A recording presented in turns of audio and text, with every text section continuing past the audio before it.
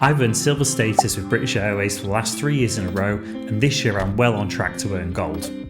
In this video, I'm going to go over 8 ways that you can earn more tier points with British Airways to increase your status with BA and its One World partners in 2024. And 2 of these methods are brand new for this year, so you're definitely going to want to stick around for those.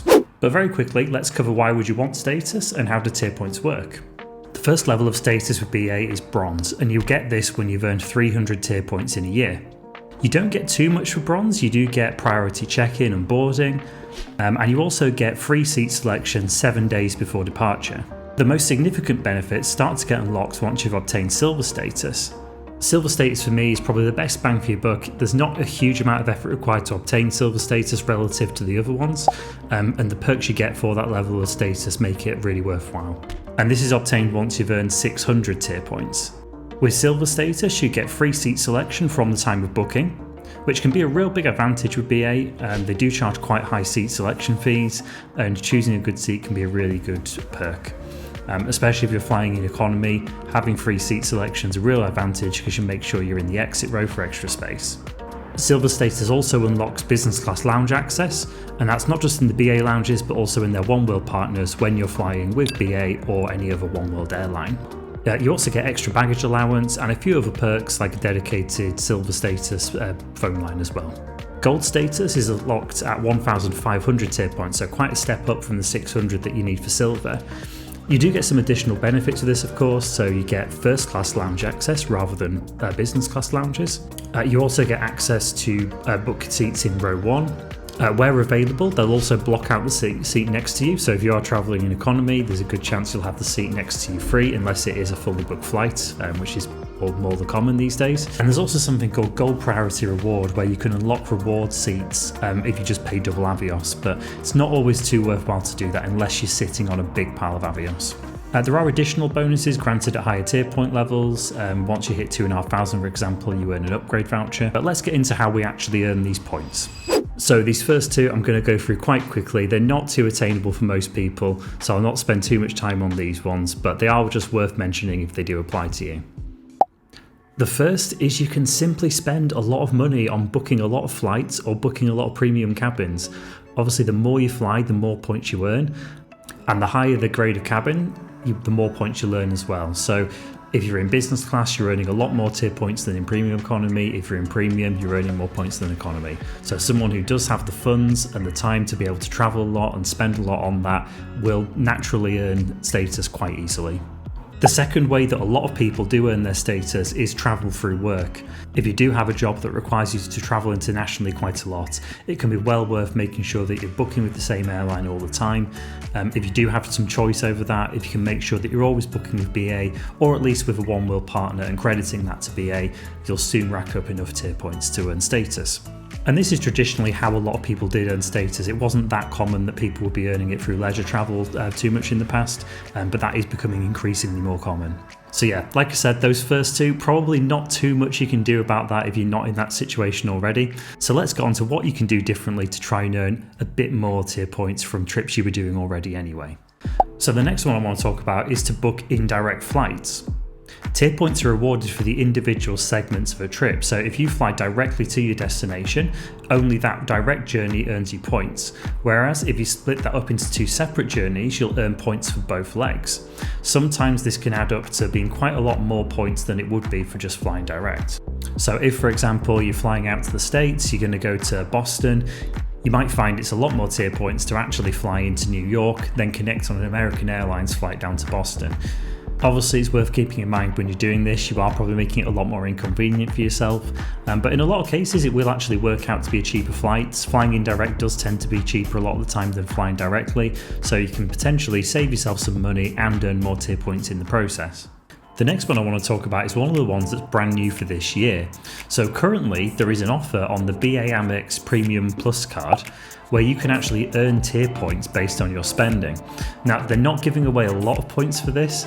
It is only a maximum of 200 tier points, so it's not something that's going to automatically get you status, but it is something where if you activate this offer, it can get you a lot closer to status, especially if it's money you're going to spend anyway.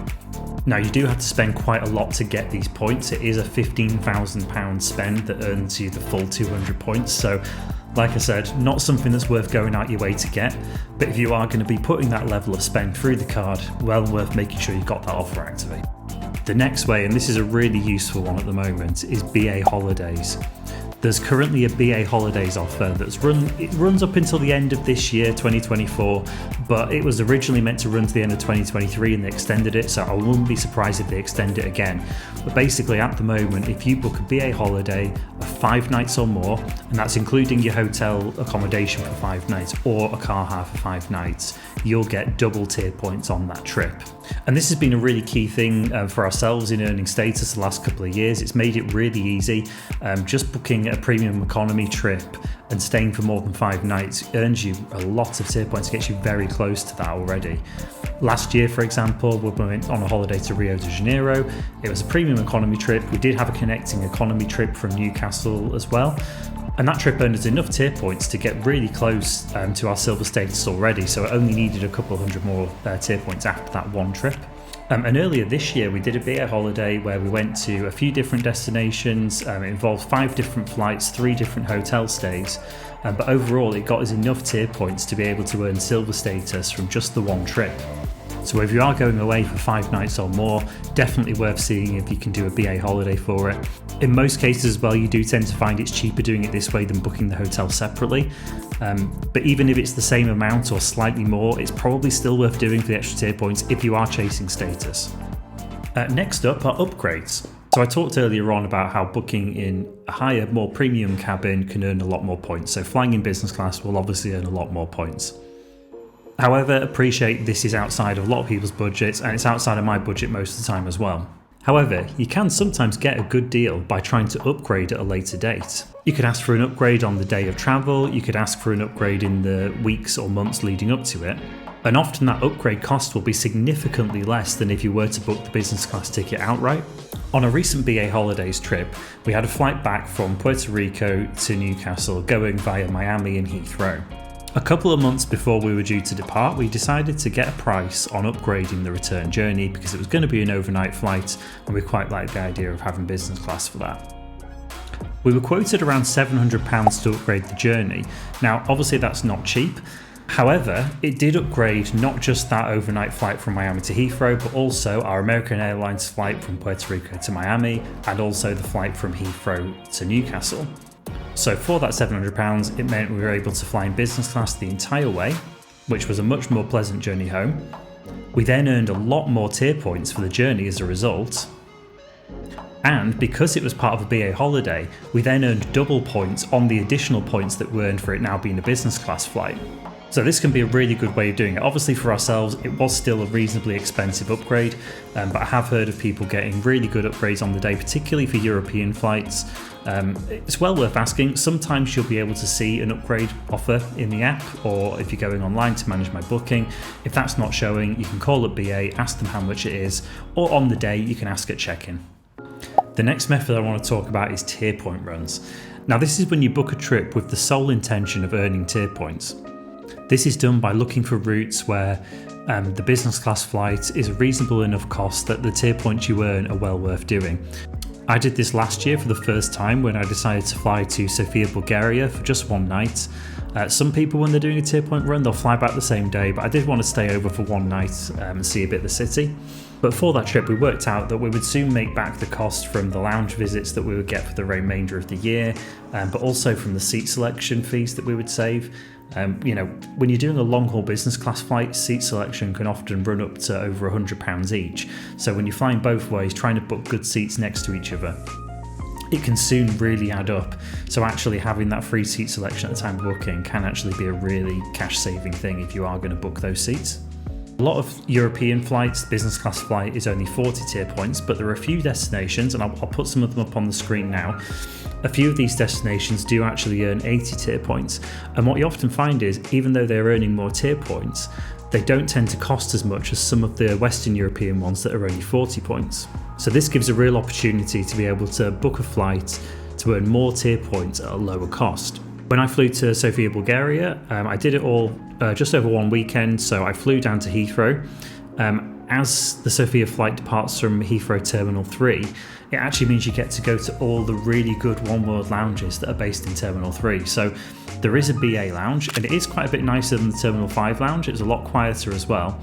But in addition to that, you get access to the American Airlines lounge, you get access to the Qantas lounge, which is really, really nice, and the Cathay Pacific lounge as well, which has the really nice noodle bar and good cocktails. So I honestly had a really nice few hours relaxing in these lounges. Then I had my business class flights over to Sofia, explored a bit, and flew home doing the same thing the next day. Doing that trip, it gave me a really fun weekend, some great food and a few drinks, and it earned me 240 tier points, which was enough to get me up to silver for that year. Now, obviously you can combine this strategy with BA holidays. So if, for example, I decided to do a 5-night trip to Bulgaria or longer, and I can recommend that as well. There's some really great beaches in Bulgaria, so if you fancy a summer trip, it's great. I've heard it's also really good for skiing in winter Bulgaria, so it can be a really good trip to do. And if you stay for 5 nights, you'll earn double tier points. So in the example that I used there, if I had done that for a 5-night stay, I would have actually earned 480 tier points. So I'd be well on my way to silver just from doing that one trip. And the last thing I wanted to talk about is a bit of a quirk that's come about from the recent changes that BA have made to the tier point collection years. So I'm not going to go into too much detail about this here. There's been a good article on Head for Points that breaks it down, which I'll link to below. I also watched a good video by Matt's Planet that explained the implications for different people quite clearly as well, so I'll also link that in the description if you want to learn a bit more about these changes. But basically, from next year, 2025, BA are aligning everyone's tier point collection year to start and end in April. And what's going to happen in April 2025 is they're then going to take a look at what you've earned in that previous 12 months and apply that for the year ahead. Now obviously the implications for this will be slightly different for everyone, but to give you an example, I'll show you how it's going to affect myself. So my current tier point collection year ends in September. That means that any tier points I earn between now and September will be earning for this tier point collection year for me. However, anything that I earn between April and September will also count for my next tier point collection year. So it can go towards earning status in this year, but also towards earning status in next year. So that means to make the most of this, I really should be trying to earn as many tier points as possible between that period. It'll count for my status for now, but also for later as well, so it's almost double counting it. However, it doesn't count double towards my lifetime tier points, unfortunately. So there we have it, 8 ways that you can earn more tier points. Obviously for some of these it was just a bit of an overview. Do let me know in the comments if you'd be interested in hearing about any of these in any more detail. Or if you have any questions, please reach out. And let me know as well, is there anything important you think I've missed? Any other really good ways of earning more tier points and getting that status that little bit easier? If you made it this far through the video, thank you so much for watching, and hopefully I'll see you in the next one.